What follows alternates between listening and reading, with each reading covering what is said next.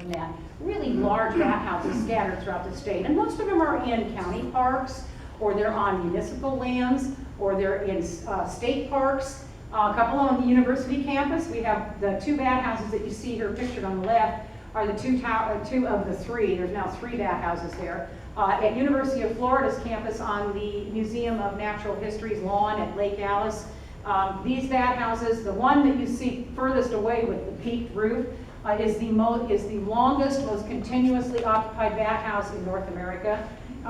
Between the 3 bathhouses at UF, there's roughly at any given time between 1 and 1.5 million baths. So it's quite a spectacle to run over there and take a look at this. It is in an area where it's public, there is viewing. They have a fence set up. There is a fence around the base of the bathhouses here, but they have a fence further back that people line up every single night, especially in the summertime, and watch these bats come out. And Gainesville really has had to do very little. Alachua County's really kind of done very little with insect control because of these bats. They're very, very happy to have them there. The other one's a Tallahassee bat house. It's been there a long, long time, and it is not occupied. I suspect it's not warm enough. The temperature inside the house is not getting warm enough. You can see the bottom of the structure there up underneath is a pretty wide structure. Baffles, that creates problems with airflow. Just because it's a great big bat house and it costs you a lot of money doesn't mean it's going to work. Now the problem with large bat houses like this is they require engineering drawings. They require wind load studies. They require permits and county and state inspections and blah, blah, blah. They require often heavy equipment to even get them in the air. Look at how high they are, and they're well built and heavy structure. The problem with this is overkill for a homeowner or a neighborhood or a county park. In most cases, they don't have the budget to support a $70 or $60 or $50,000 bathhouse project. And that's what some of these houses are costing today. So lots and lots of money can be spent on these things, and there's no guarantee bats will actually use them. Here we have an inside peek at one of those bathhouses, and this is one of the other issues with big bathhouses. It's not just a big open structure up under there like it is like your roof line, okay, you're under your attic space. There has to be these individual roosting partitions that are gapped 3/4 of an inch apart for bats to live in. They prefer warm, small spaces, that's why we call them crevice roosters, and they get up inside of these little cracks all the way up the length, and they stack themselves all the way up the length of the board, and that's the way they like to sleep, and they stay nice and warm that way. They're protected from predators, and they're very social. The problem with this is you got to have a lot of heavy equipment, and you have to have a lot of hardware to get these pieces up there and keep them up there in all conditions. It becomes oftentimes a safety issue, and many, many municipalities and counties that have gone this route have had to have OSHA involvement. Now you got the feds involved, and then they also have to have insurance. Now the insurance company's involved because if, God forbid, one of these things drops on the ground and there's a kid underneath it, holy mackerel, can you imagine? And everyone would blame the bat, which is not right. Nevertheless, these large bathhouses are a great investment if you've got a winery and you want to do tourism. They're a great investment if you're Disney and you want to include that in your Disney experience. But for cities and for counties and for neighborhoods like this is not the best way to attract bats. And many times it takes years for bats to even start using these structures. Neighborhood bathhouses that look like these are a far better answer. This is what we call a rocket box. It has relatively good success in Florida. It's a 4-sided entrance. There's 2 inside roosting chambers, and that house will hold about 400 bats.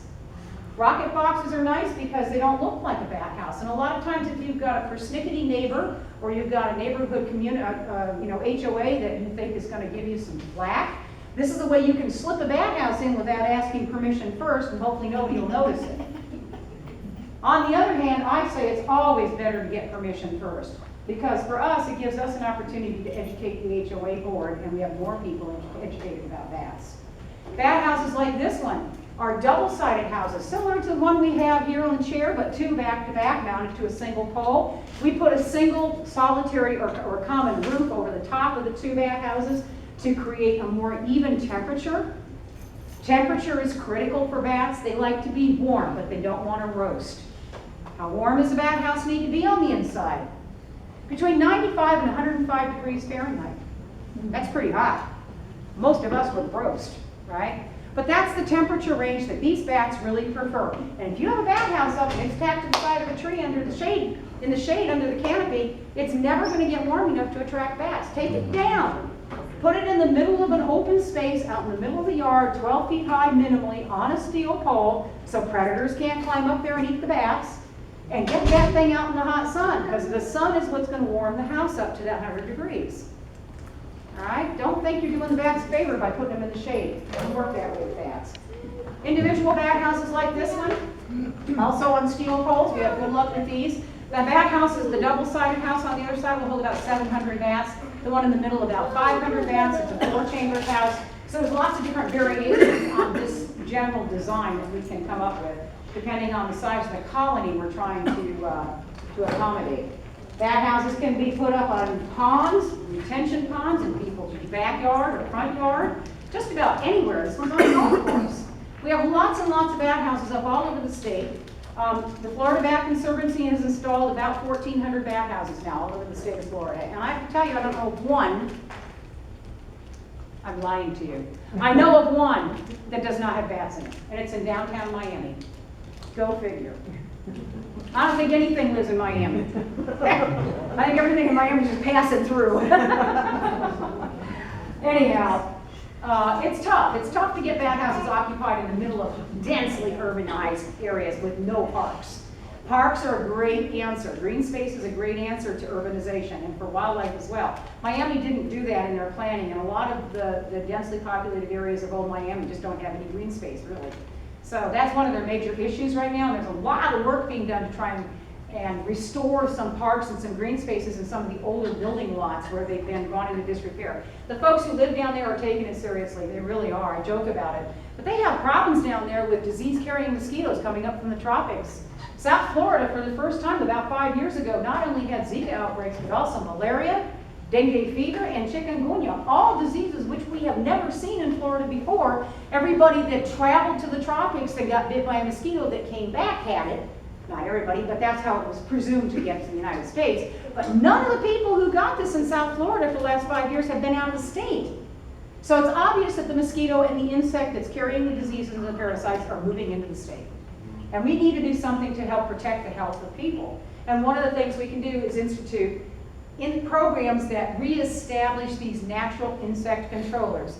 Frogs, toads, gambusia, the mosquito fish, turtles, bats, birds. These are all insect eaters. That's all they eat. When's the last time you saw a frog in your yard? When's the last time you saw a fish in the pond? When's the last time you saw a turtle that wasn't dead on the side of the road? You know, that's the animals we need to start reestablishing in our neighborhoods and in our parks. And they're very easy to live with. They're urban wildlife. They're easy to live next to. So, should be a no-brainer. But it isn't. Bat houses can also be clustered. We can put bat houses up in clusters of 3, 5, 7, 15. Makes no difference. The bats will use the bat houses as single roosts. They'll switch back and forth. If it gets a little too cold in one house, they'll move to the house that's warmer.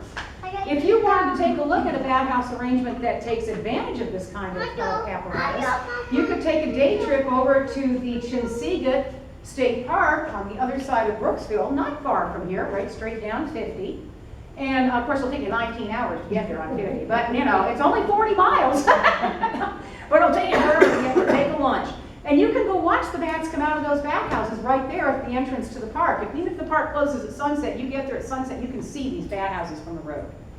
And it's quite a spectacle. And it's all these types of bat houses that have been put up over the years, one right after the other, that are now housing tens of thousands of bats.